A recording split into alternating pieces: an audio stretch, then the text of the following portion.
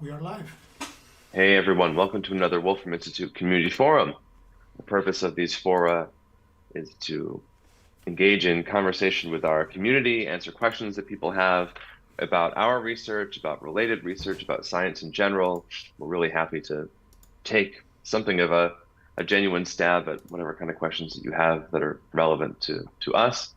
And so we have a number of questions that we've collected on our Discord this week, and Carlos has compiled them together. So why don't we just get started and answer some of these questions that we've received this week?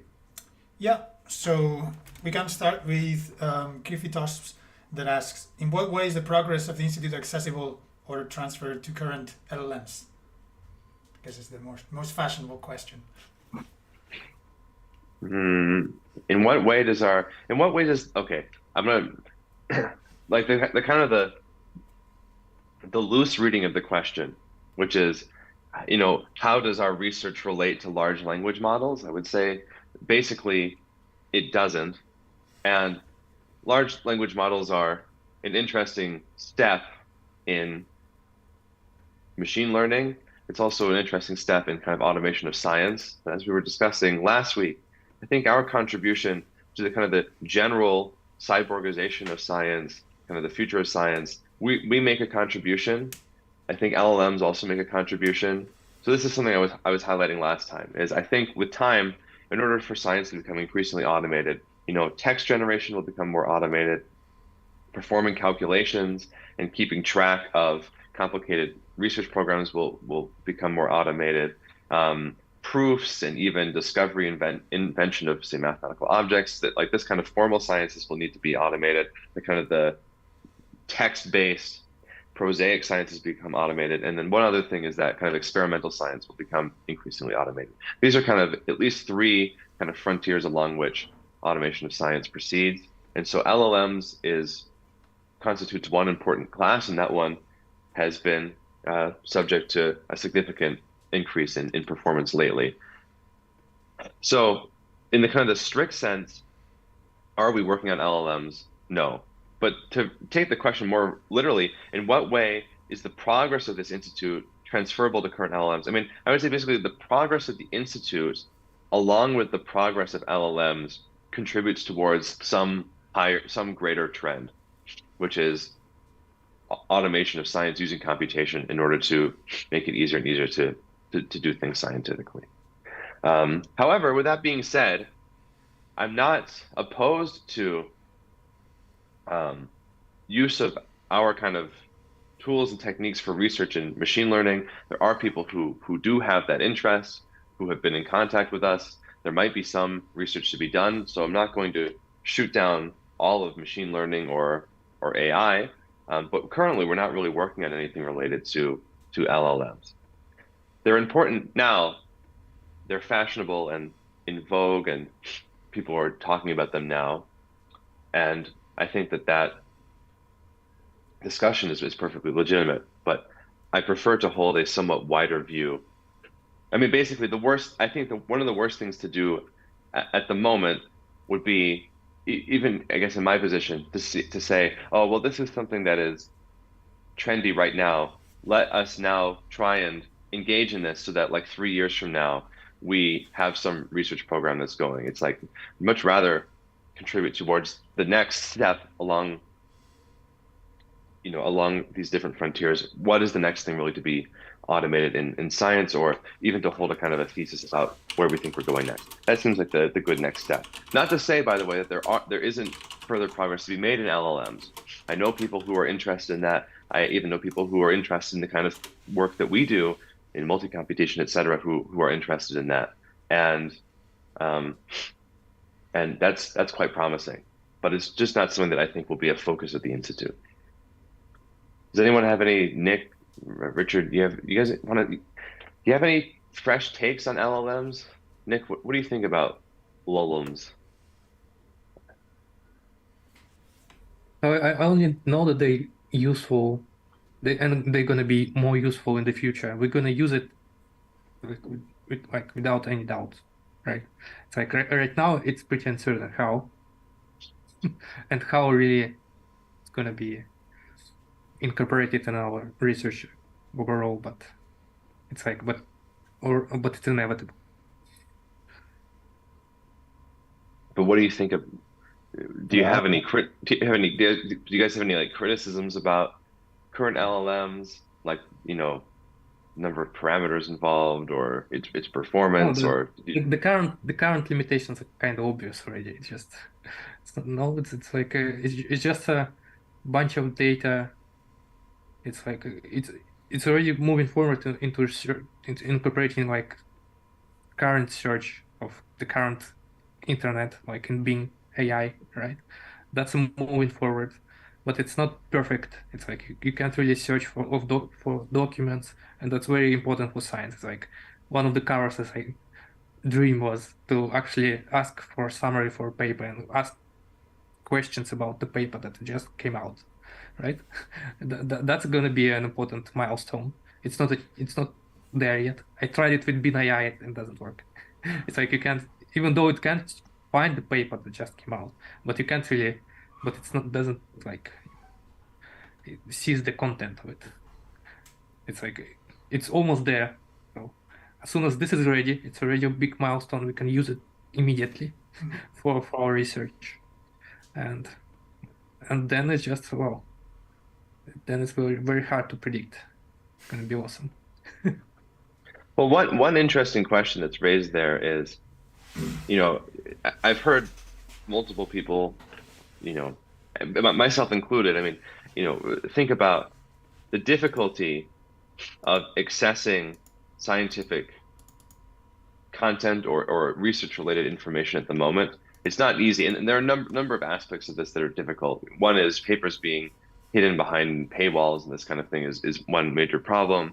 Another problem is one thing that Łukasz and I encounter that we have Wikipedia, we have NLab, there's like Encyclopedia of Mathematics, Wolfram Math World, etc. But none of these are complete. Like if I go to a lecture, like a Harvard number theory seminar, to like find out what's going on in Langlands today, very few of those concepts have even NLab pages for them. So, one difficulty potentially is that it's not even easy to readily query the information that we need. And then another question is, let's say that LLMs have the ability to summarize web content well. I mean, I guess I have two questions. One is, if web content, say on physics or math, et cetera, isn't even well curated, will LLMs really be able to properly provide responses about it? And the other thing is, let's say they make some deal with where like even journals okay, at the very least we could have archive or something where you have LLMs being trained on archive preprints. I mean, it's not clear to me. Maybe you guys know from your experience. I haven't experimented with it as much. Do LLMs hit a kind of a barrier when it comes to summarizing technical papers? So if you ask them about, I mean, I think you guys are using it to some degree in your research as a little kind of research buddy when you're working through things. But how successfully does, say, ChatGPT, read through a preprint and then summarize the arguments? Not very well. So like the biggest limitation is that PDFs are very unstructured. Unless the actual model have an access to underlying LaTeX code, right? It's no use, or pictures especially, and right as soon as the model is multimodal, it can see the pictures, it can see the formulas, it can see the text, and it can just incorporate it into its inference as a context. It is not very useful. Yeah, I just wonder, I guess I have two questions. One is, will better performance require specific investments in that, like the ability to read formulas well, et cetera, et cetera? And will major companies invest in it? I mean, one of the main questions is like this, like the kind of infrastructure that we have right now for doing science kind of science via search engine, I think is really quite bad. This is something that Łukasz and I have especially kind of encountered, is it should be much, much easier to just ask, what is the role of this particular object in this particular theory? Instead, you have to desperately search, and people write papers, and the papers are written in a somewhat a cryptic way, and you're desperately trying to use Google Books and read a preview, and you can read it up to page 17, and then it cuts out, and then and then sometimes there's a Quora answer, sometimes there's a wiki page, sometimes there isn't. I mean, it's really quite bad. But it's not obvious to me because, okay, we're interested in these scientific questions. We're certainly a minority. I mean, say if you even, if you think about any of these projects, very few people on the planet, with respect to the whole, is interested in them. But it's not clear if there'll ever be some sort of commercial incentive. I guess the question I'm wondering is, will creation of this proper infrastructure for doing science ultimately require some sort of a powerful nonprofit? But it's difficult because if a major company were to build these infrastructural tools for science, then at least they could use their preponderant market share and their kind of, if they're something somewhat monopolistic, they could use their kind of quasi-monopolistic power in order to attract everyone towards their platform. This is another difficulty, is even if you have some common infrastructure, why would all scientists use it? Scientists use all kinds of different software, and people have their own pet projects, et cetera, et cetera. So this seems like a somewhat difficult problem from just like an infrastructure building standpoint. Like, we need better infrastructure for doing science. Who will do it? Will a company do it? Is there an actual market for it? I'm somewhat doubtful that there's a real market for it. The market just seems too small. If a major company doesn't do it, can a nonprofit do it? And if a nonprofit does it, how can a nonprofit build really extensive infrastructure for doing science that a lot of scientists will use? That's a question. Now, one of the directions that the science is gonna change is what we're already doing. It's like we are arguing for science to be more computational. There's like click to copy code, all the reproducibility of the paper, of the results is very important. So if you include all of this, so basically all the requirement for a paper to include all like this additional material ready and structured for LLMs, right? That would be one direction to change it. It's like you don't want your paper just to be digestible by a human being. It's going to be very beneficial for it to be very ready for language models. So they just can readily parse it, and you can do inference on top of it. So that's going to change. So it's not just a PDF with the pictures. You have to introduce some kind of very structured format. It's like this Archive Vanity, for example, site is just converts PDFs to some HTML code. It's already much more parsable by large language models. So. Well, here's another provocation. Maybe we can also discuss this infrastructure question. But do you think that there should exist journals that are just written by machines and are read by machines and are reviewed by machines? Like it's just because at some point the output will be quite the rate of output will be high, and you basically want things to be machine readable. So I wonder if machines will be better at reviewing each other's work. Of course, there are obvious. It's not going to be risks. A journal. It's going to be just I don't know what would be there. It's just a traffic of data between two models. If they can output some human readable result as a side effect, that would be useful. Otherwise, no. I mean, there are obvious concerns, like what if there are always like these threads in journals. What if one of the threads becomes anthracidal in nature? Like, what if it's some ethical debate on how many humans should be destroyed or something in order to I don't know, blah blah blah blah blah. So yeah, if there's no human oversight, that would be bad. But I mean, I don't see how in the far future, um, how you're going to rely on such strong machine output without having results that are difficult for humans to interpret, and also how you're going to have, like, right now we're already in a position right now where we have some output rate, and then we have like a peer review rate, and peer review is not even keeping up with the output rate at the moment. I don't know if Carlos can say something about this, but I don't know. You've heard stories about people like waiting in line for, Carlos, how many years is it now? 2? You submit some paper and it's like, okay, you get in line, if this thing gets reviewed and it's approved, sometimes the wait can be, it can be years, Yeah. right? Yeah. That's Yeah. a scale. Yeah. So what's going to happen when the paper production rate increases? I mean, are people going to wait like 10 years for something to be published? It seems kind of, That makes no sense. no, it makes no sense. But then, the problem is the output rate is increasing because in some sense it's being in some way the work is being automated. And then the question is, well, are you going to try and automate review in some way? And that leads to this kind of absurd, scenario that I'm provocatively suggesting, which is, basically machines are reviewing each other's work, and and then it converts it to some journal that's human readable, and it's like they have many volumes and issues, that just come out at a very rapid rate. But maybe journal paper is gonna lose its value completely.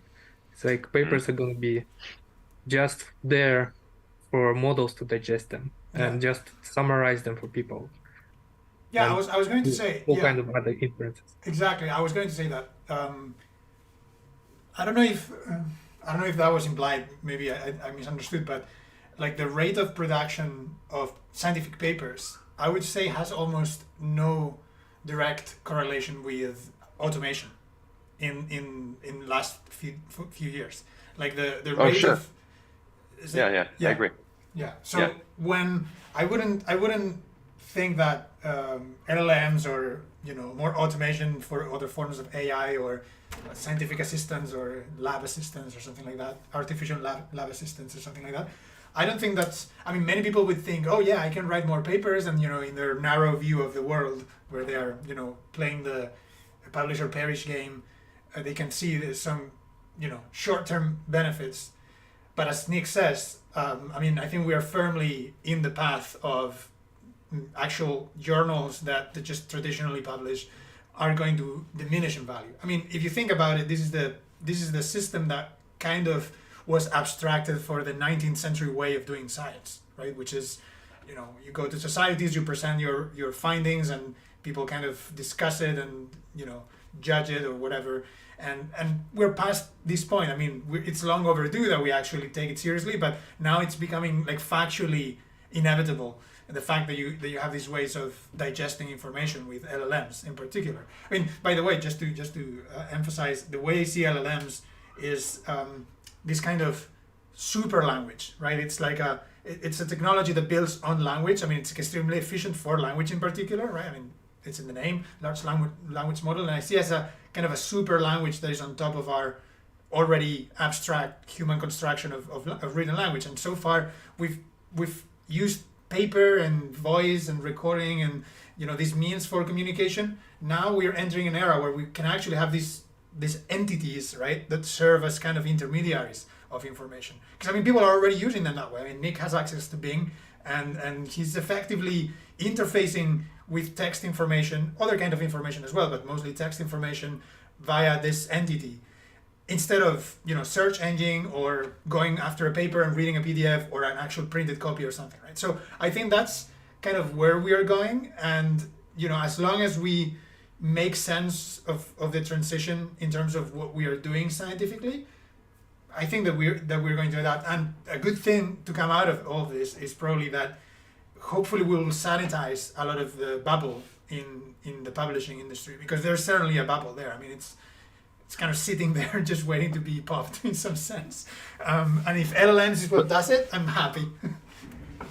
But the question is, if there are no more paper, if we don't have papers anymore, how are scientists going to gain social capital Yeah. such that they think that they're better than other scientists? And I don't even mean that in a sarcastic way. No, for sure. Okay, No, that was a I understand. There's I a sarcastic, understand. there's a Yeah, yeah. sarcastic framing. The question, I mean, it is a question which is you can imagine science basically becoming flat in some way, where it becomes decreasingly socialized, it becomes more machine mediated, and you just have people kind of doing science. But the problem is, if science is going to get, say, funding, or if there's going to be any kind of a culture, I mean, for better or for worse, and I'm very interested in knowing your guys, your thoughts on this. I mean, part of the culture right now is achievement, awards, prizes, positions. There is some kind of it is something of a culture of prestige where when people either do well or everyone decides to celebrate some particular person's achievements, sometimes it seems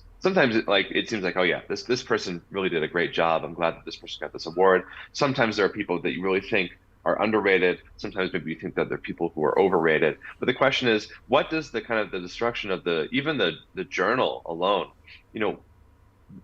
what other kind of scientific cultures are possible? And what do you think science, because you can always just say, well, look, it's just going to be, it's increasingly machine mediated. It becomes easier and easier for people to do science. It becomes kind of increasingly flat. But then if it becomes increasingly flat, I mean, there are many, many positive aspects of that. But one kind of question that is raised then is, well, why would anyone get funding with respect to anyone else? And how is science going to kind of continue in that way? It's not clear to me what the answer to that question is. I think this is one of the problems that is already being discussed or has been discussed at some points, even regardless of LLMs and AIs and automation of scientific communication.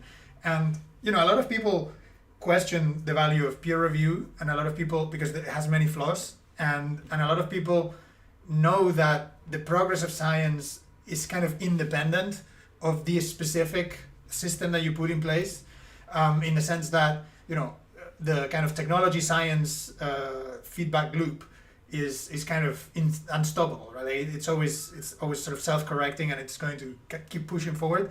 Now, obviously, people debate whether something is more elegant or more efficient, or do it better in some kind of sense. So a particular proposal that a lot of people have thought about is, in a way, the same thing that happened to journalism in a way, or to maybe not journalism, because journalism you can think of like the research part and the kind of investigative kind of journalism that still has a place, but like the distribution of information that was very centralized in the 20th century was suddenly very spread out with social media, right? Like the moment that social media became mainstream in the 2010s or something, like it became completely spread out. So I'm still waiting for this to happen in the scientific sphere, right? Like this really hasn't happened in the scientific sphere. That I'm not speaking spread out as in everyone, like the do your own research kind of culture that everyone goes backyard science and things like that. That's not what I mean. What I mean is that if you are producing science in a serious way, which a lot of people are, right? But you are not directly connected to any institution, or you're not you don't have a track record of publishing journals and whatnot, you're effectively out of the game, right? It's very hard for you to make any contribution that is visible, that it's, you might be lucky to submit to a conference and the people like it, and then people start to know you. So it's a very much a kind of a social network, old sort of flesh and bone social network based kind of game, right?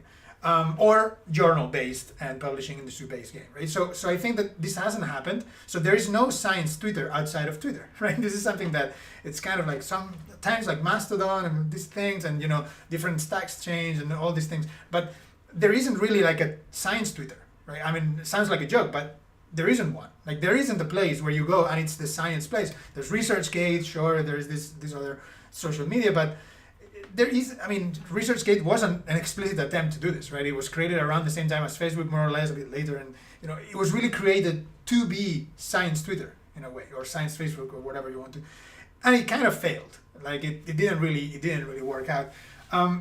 So I think this is still to be done, right? Like this is something that we, and by we I mean the scientific community internationally, we have to realize that it's necessary.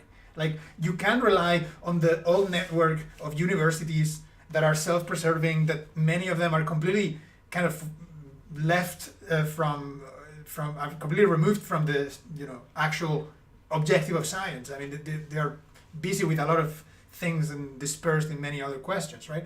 So I think there is important, and this actually the DSI podcast and the DSI people that invited you a few last week, I think it was last week, yeah. I mean, these are very important things, and there's some people who have proposed like Web3 based kind of systems and things like that. I think this is the way to go. I mean, I don't see a much better proposal. It's not that I'm crazy about crypto or anything like that, but like, I don't see a much better proposal on the table to implement these things. Like, you have to agree on protocols. You have to agree on something that is non-owned and non-distributed. I mean, this is the spirit of the Enlightenment, right? Like, when people started to think of the Republic of Letters and things like that, it was something that was kind of supranational. Right, so we need a 21st century version of the Republic of Letters. I mean, and it just doesn't exist. And so that's a nice statement.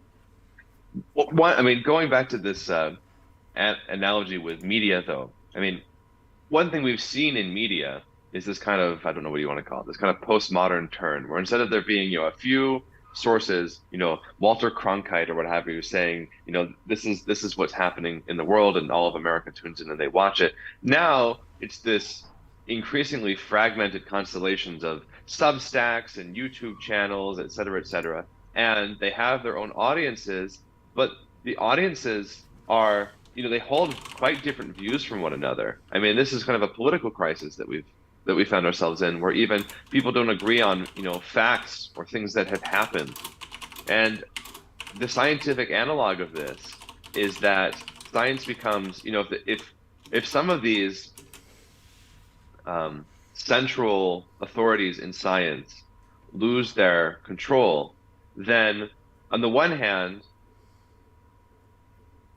they don't have the power to kind of discriminate between, what will be given their approval and what won't, and there'll be kind of some social consequences for that. On the other hand, though, we could find ourselves in some situation where, some people think something has been proved, other people think it hasn't been proved. This has already happened, at least with ABC conjecture.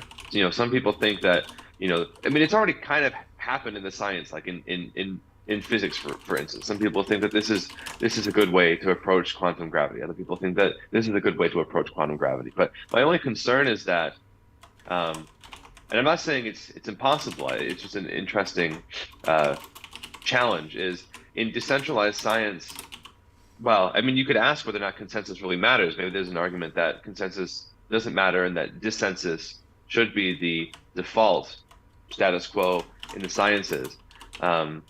Maybe that's the question. I was going to ask, like, how do you ensure that there is some degree of consensus? How do you keep science from becoming this kind of like ever fragmented kind of set of subcultures and cults where people believe this and they believe that, and people don't really agree with each other, and they think that everyone else is a pseudoscientist and everyone else thinks that everyone else is a pseudoscientist.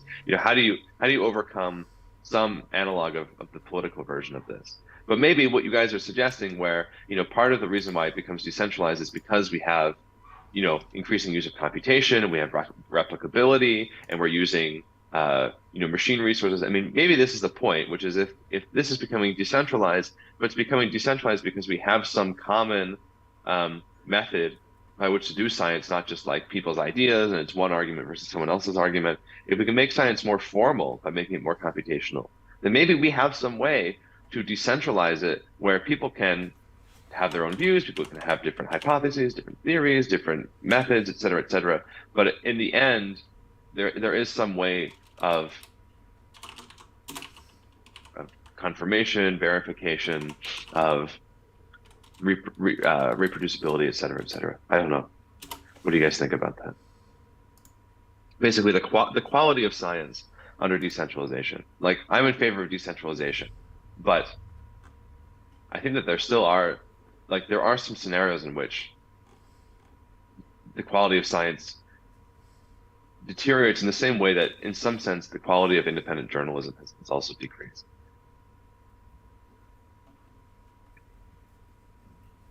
Well, I'm also for decentralized science. It's just Again, this large language models, they're gonna help us to make it not deteriorate. So it's gonna work like something like this. Anyone can just, I don't know, upload, push whatever science result that they have into this big model that everybody is using, and then everybody would be able to query it. Something like that, right? So it would be just easier. It doesn't have to be created by somebody else. You just have this giant pool of scientific knowledge which is creatable by models. So it's gonna be run by models, it's gonna be searched by models. So it's kind of already gonna be decentralized in this sense. Everybody can contribute to it, and we just use models to digest it basically for people in a very approachable format, like search.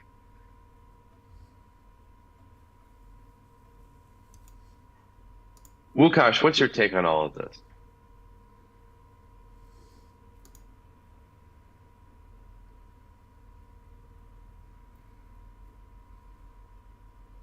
If he doesn't speak in a second, then I'm going to take his place. Yeah, you gotta give Łukasz like a 30-second Gotcha. Okay. Yeah. Sorry. intro time. Oh, don't worry, Richard. Just like, I don't know. We should work towards some way to communicate with machines, right? Because if we have these language models that basically rewrites each other and communicate with each other, it's like very quickly becoming inaccessible to humans, and we should have some way to understand this.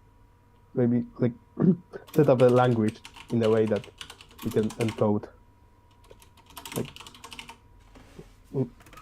somewhat easily for us. Right? That's what I'm trying to do with this formalized math. With this, yeah, because when we have this automated idea generator, like it should make it. We should make it like the easiest for us to understand. But the problem is, I think even you were suggesting, like machines can continue, like humans invent new languages. It's possible for machine language to kind of change with time. So it seems like the task of maintaining interface between humans and machines, I mean, it's basically going to be human language continues to evolve, but I think somewhat slowly compared to how machine language can evolve. So it seems like we'll just be kind of chasing the machines all the time, unless they're really constrained, trying to interpret what exactly it is that they're doing. Constantly be decoding. There will be the category of machines that basically translates between humans and the other machines and tries to explain to us what the other ones are talking about.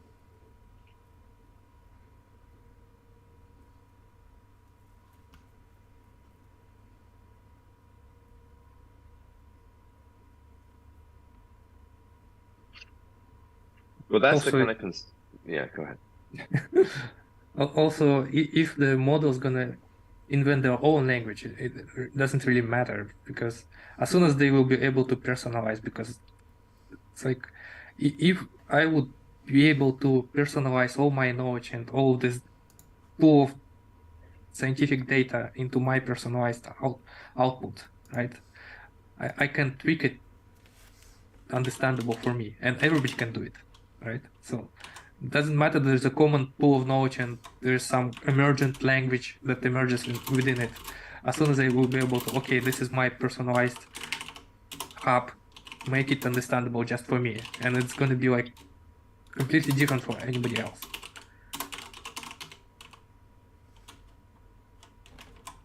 So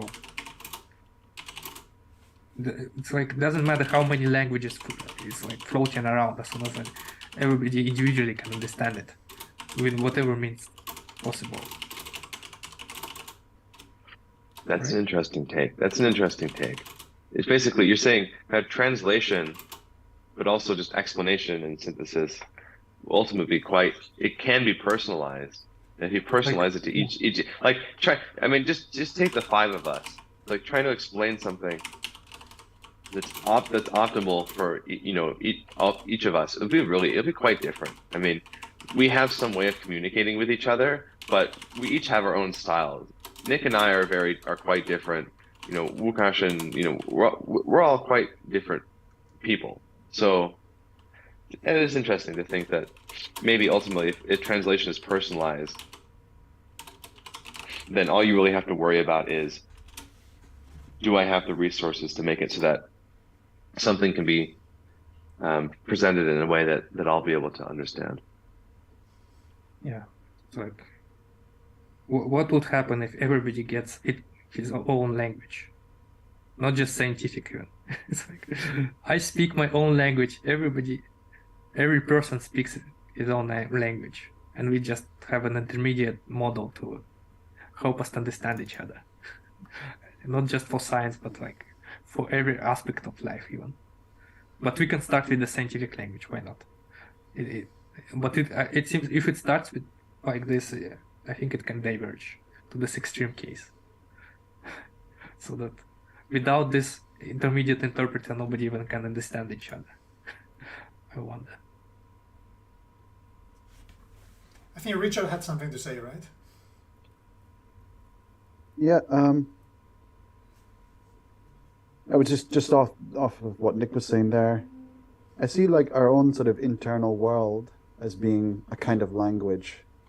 So we already do kind of speak like Jamesese or Nickese, Wukashese in a sense. So it's kind of, but it's not strictly sort of like a one-dimensional sequence of tokens. It's we all have our own sort of abstract representations that we use in order to process whatever it is that we happen to be cognitively sort of approaching or dealing with processing.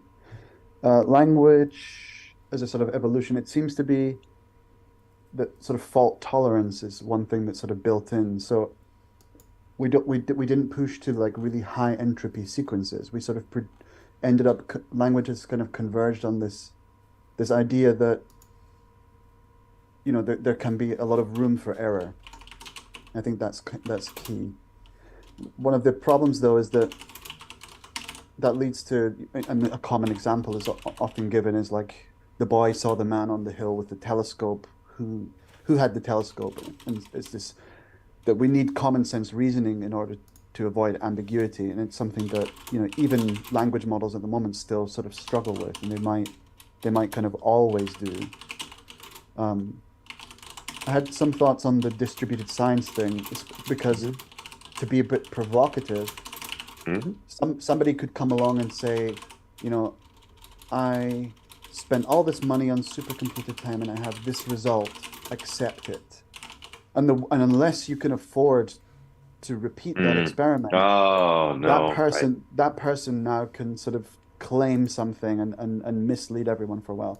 So it started making me think about ZK snarks, zero knowledge proofs, this whole business of verifiable computing, where an output comes with a signature and can be verified, so that the world can see like, okay, we can perform a very simple, cheap computation and know that they actually did the work in order to produce the result. I think that's something that could be interesting to think about.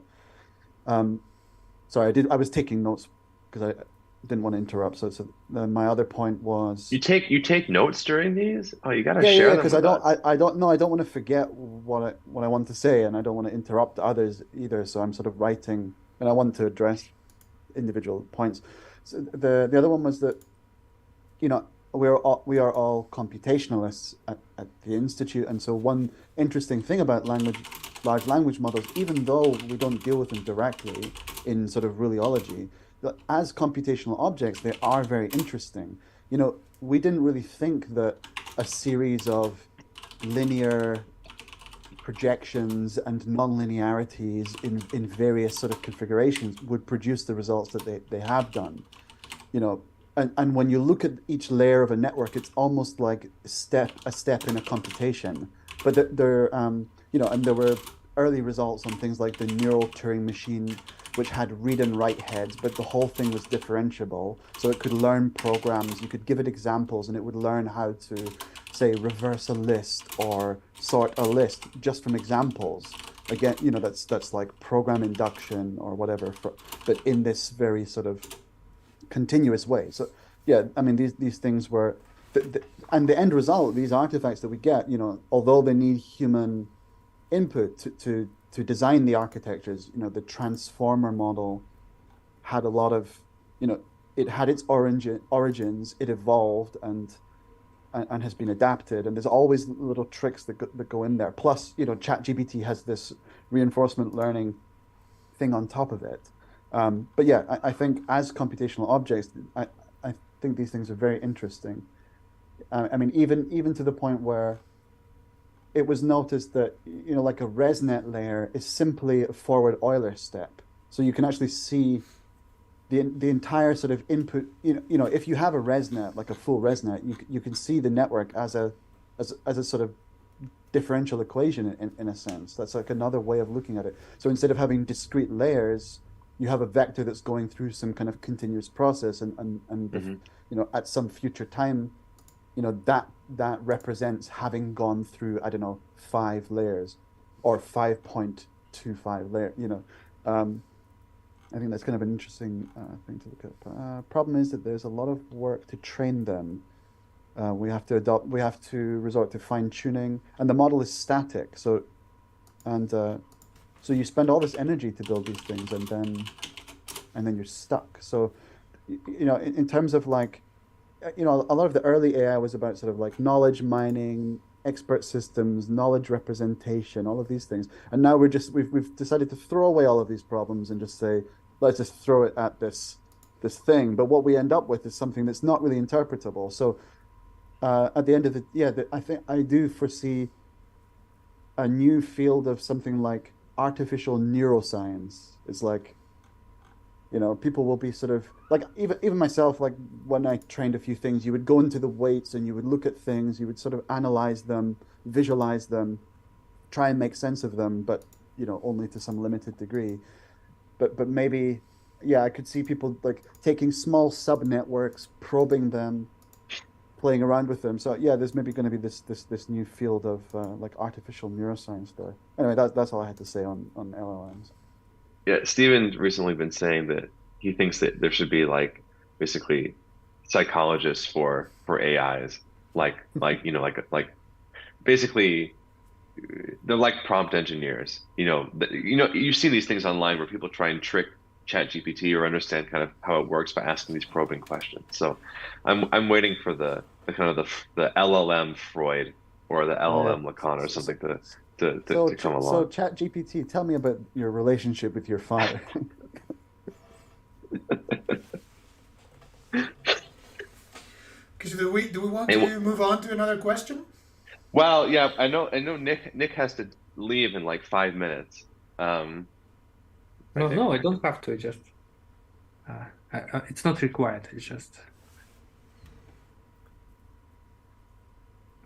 So maybe we can go for another one for the next 10-15 minutes.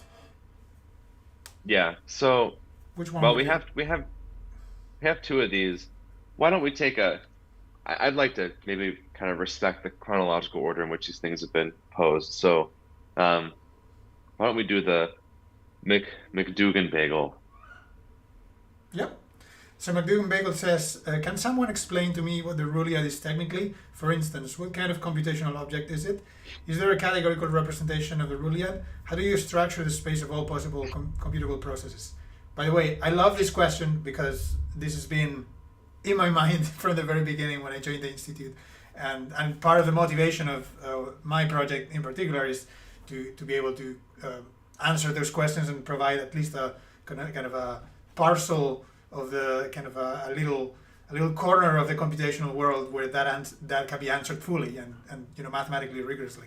But maybe other people want to say. Both Carlos and Richard are doing projects that are kind of relevant to this. So I'll say, in the beginning,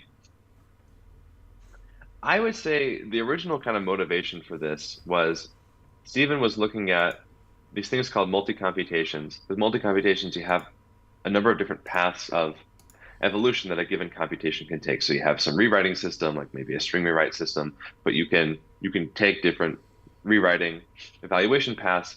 And so, okay, so now you have a number of different paths. And I guess then the question is, what would be the result if you took all potential paths? Now, the conclusion that you reach quickly is effectively you would get a complete graph with all possible states, or maybe all possible. Yeah, I mean, if you take like the states graph, because there basically be, if you take the string rewriting case, basically be some rule that takes you basically to any string or along any given path, and so you'd have this very kind of complicated complete graph. That's in the kind of that was kind of one I would say rudimentary treatment of the Ruliad that Stephen presented. However, it's always been treated as this kind of a space, like Stephen would describe, like what's the space of all possible rules, et cetera, et cetera. And personally, I don't think that you're actually spatializing the rules themselves. I mean, maybe it's a kind of a shorthand, but the rule is just some particular it's just some particular rewrite rule. Like, so what makes that spatial? What would it mean for there to be a space of just rules, and what would those properties even be? So thinking about this more carefully, I think the point is, if the idea is that you could kind of you could spatially parameterize computations such that, this was, I think, the original kind of idea, is that as you're moving over this space, you're considering kind of different computations that you could consider. So, one thing with Richard that I proposed is, well, first of all, one question people always raise is, if you're spatially parameterizing computation, what kind of formal system are you using?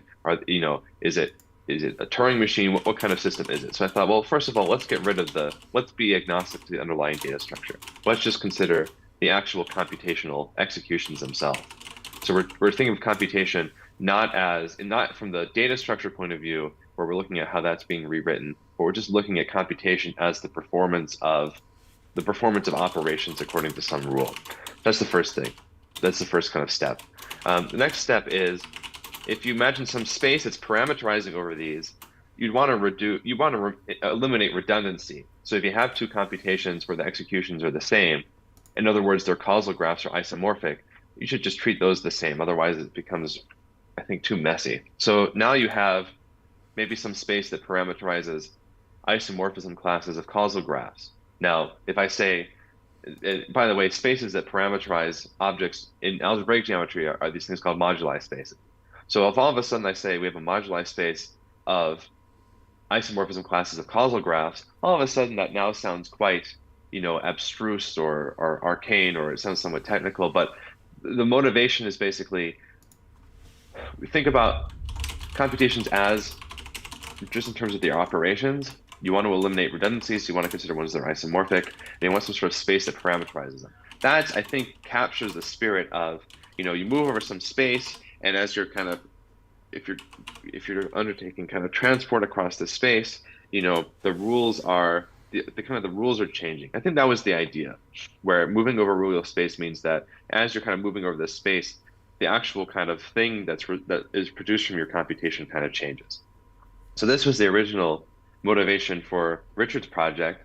And Richard, I think I accidentally just said way too much about the project. You probably could have said a lot of that yourself. But no, that's great. I was going to say it's rule initial state. That's a key thing, because for a given rule, there's a whole universe of variety if you explore the initial states, and this idea of like a sort of locality where there's a sort of landscape of rules I find quite interesting. Like if rules are just sort of like tuples of states, then one can explore this. On either side, you can explore a whole universe of things, and you can endow that with some topology if there's, and this whole idea of spans and category of spans and so forth, and yeah, like recently, it seems that through this, experiment where we were sort of building graphs constructively and looking at quotienting that space by isomorphism and transitive reduction, you then end up saying like, oh, this is actually a kind of categorical description of this, and it's, at least from what I looked at in the last week, it looks like this is like a quotient category of posets or something. But I still need to run that by people who have more expertise. I think that's a good segue to Carlos. Yeah, and then one thing about Carlos, I promise I won't say too much about your project. But the other thing involved in this is if you're thinking about, I think another thing that the Ruliad kind of invokes is the possibility of having some general theory of computation where you're not treating computations as kind of distinct and unrelated. I think part of what excites people about the Ruliad is that you're considering computations as related to one another, and some notion of being able to kind of pass from one computation to another one, to another one, another one. Sometimes you're thinking about it in terms of parameterization by a space, but it's also, I think people are just intrigued by this idea of, especially if you're kind of engaged in some constructivist enterprise where you're producing something, and then you're asking, well, is there some way where you can kind of pass between computations? And I think what I like about Carlos's project is that we're working towards this kind of general theory of understanding what it means to pass from computations to another. In Richard's case, because it's isomorphism classes, it's really what it means to kind of pass over distinct computations. And Carlos's project is more about, well, what does it mean to pass between computations that are in some sense the same, but differ according to different properties? And we call these things emulations, where you're kind of getting equivalent results, but via different kinds of algorithmic treatments. I would just jump in to say that, my project seems to be a sort of structural quotienting, whereas, looking at the actual operationally and what it's doing, very different causal graphs, but the same result. So that's a very different sort of type of quotienting that's going on. Right. So there's an interesting question in the chat that I think fits with what we're talking right now. What is that? Greasy Watermelon asks, what is the force that allows the hypergraph update? What physically moves the edges or creates new nodes? Wow, that's a deep question. Oh boy. I mean, I can give Carlos, I can give a quick answer before getting into the sort of more physics angle to this. One of the ways to kind of avoid the question or somehow dodge the question is to say that actually most rewrite models that we have and most rewrite models that we work with, at least in the projects that we're doing right now at the Institute, they are abstractions, right? So they are not meant to represent physical processes themselves. And so I'm not speaking specifically of the physics models in the conventional Wolfram physics project way. So most of these rewrite systems are abstract computations, and as such, there's no need to refer to any kind of force or physical causation that is making the kind of the rewrite tick in some sense.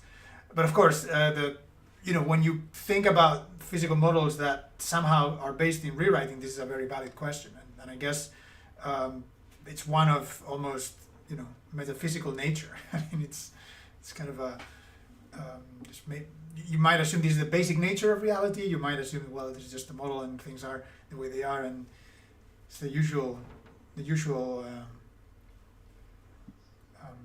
spread of or split of opinions, and what is the ontology, or what is the where you place your pole for what means existing or model and things like that.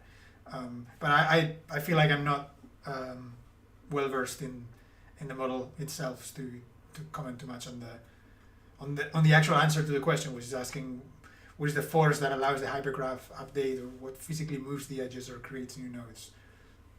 Well, there's no explanation, and that's this is I think I've said it a few times. I think one of the limitations, even of so if you have a mathematical model, let's just go to mathematical physics for a second.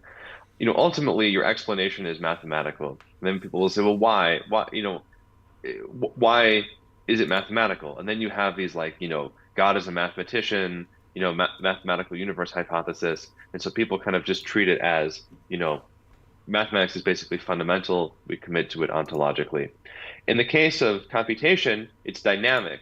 It's not just structural or conceptual. And so then the question isn't, is God a mathematician or what have you? It's, you're constructing all this computationally, but what makes the computations actually go? And I think basically computational models can't answer that question themselves unless there's some, self-referential aspect to it. Essentially, we're computing these models in time. I've said this before. I think the emergent time question, I think, is still outstanding. Our models only work. We can only construct things because we're constructing them in time. So they depend on time. I don't think they actually explain where time comes from. Yeah, I think that relates to another question in the chat from Fractastical saying, I want to hear more about chronogenesis. Well, okay, that's from Joel. That's from Joel, yes. We should have maybe we could have, we're doing this hypermatrix thing. Maybe we could have some sort of like a philosophy of physics discussion at some point about emergent, basically I think it's a very sensible question for us to ask, which is the physics project as it was originally conceptualized kind of separated space and time from one another and treats them somewhat in a distinct way. And so if you're going to have those distinct, then what's a question that's becoming somewhat more popular, which is emergent space-time, becomes decoupled into emergent space and emergent time. And I think physics project has something to say about emergent space. I still think the question of emergent time is not really very well developed. So that would be something like, there's the Center for Time, Dean Rickles runs, and Dean is Hatem's PhD advisor. There's probably a good kind of chronogenesis like colloquium that we could hold. There's a lot to be said about that. We're probably running out of time, but and Carlos, I don't want to cut you off. We were kind of setting you up to talk about your project, but there's also a question from Jose that is also about. He actually says Jose has a question about emergent time. So take your pick. We could do both. Yeah, I mean, I just Fantastica is making an interesting comment here. Maybe we ran out of time because we think about it in the wrong way. It's kind of very appropriate to. So yeah, I think I want to Joel's question. What are the possible ways to think about time? He's asking in chat. I think I agree with James. This calls for a workshop / seminar similar to what we have with hypermatrices. Which, by the way, I'll take the opportunity to announce to our viewers that it's happening sometime in the week of 20th of March. Still communicating with a few of the speakers to confirm the date, but probably 21st of March. But we'll send announcements about it and everything. And so I hope that we can have a stream of events that are hosted by the Institute, and that we kind of call the intellectuals and people come and we discuss these important topics. And chronogenesis, I think, is a very fitting one. It's like a sub question within larger project, like hypermatrices are sub question, subtopic, much larger subject. I think these are the perfect things to build events around. Right? We have this little questions or little niches of topics, and then we go after them. So just to directly address Joel's point here, we're going to have a full event about this. So I don't want to try to dismiss it. And I'll reach out to Joel about it too. I think he'd be interested. Yeah, so, for sure. Joel, I'll send you a message about that. Yeah. That was like a real. I think we just kind of agreed to do that like during the stream. So. Yeah. But I think we had a very good primer with the hypermatrix thing, because people are responding to it quite positively. I think in the replies. Well, so far I think hypermatrices and chronogenesis, these both sound like exotic topics, but I think they'll both be, I think, pretty strong. Colloquially. And they are. I mean, they sound exotic, which is possibly a good thing for publicity, but they are actually approachable, right? Like, these are relatively. That's what approachable. I mean. Yeah, exactly. If we can keep coming up with things that you haven't heard of before, but answer questions where it's like, as soon as you say, well, what's a hypermatrix? Then you say, well, what's the higher dimensional analog of a matrix? Someone says, yeah, I've been thinking about that since I was whatever. So same thing with emergent time, same Absolutely. basic idea. Well, um, We might need to I have don't know. we might need to leave. I mean, Jose's question is about emergent time, so it's not a bad thing to postpone it to next week to revisit, or somehow we'll fully address it in the event. Yeah, and if other people, I mean, we'll announce something on the Discord, but if people who are listening are interested in, learning more about this colloquium or participating or suggesting speakers or what have you, just let us know on the Discord. Yeah, we might have to cap it. And yes, I mean, the sense that we've run out of time as an absolute statement sounds cataclysmic, but it's actually just because there's another meeting that we have to go to. Yeah, I just posted the link in the chat for everyone to see if you want to join our Discord if you're not already on it. That's how you get to interact with us and propose topics, ask questions for future community fora, and generally hang out with people at the Institute. Yeah, come. It'll be fun. So you can ask us about whatever you want, so long as it's something that you think we can answer. Yep. Yeah. All right. Well, thanks everyone. This was fun. Richard, I'm interested in seeing your notes.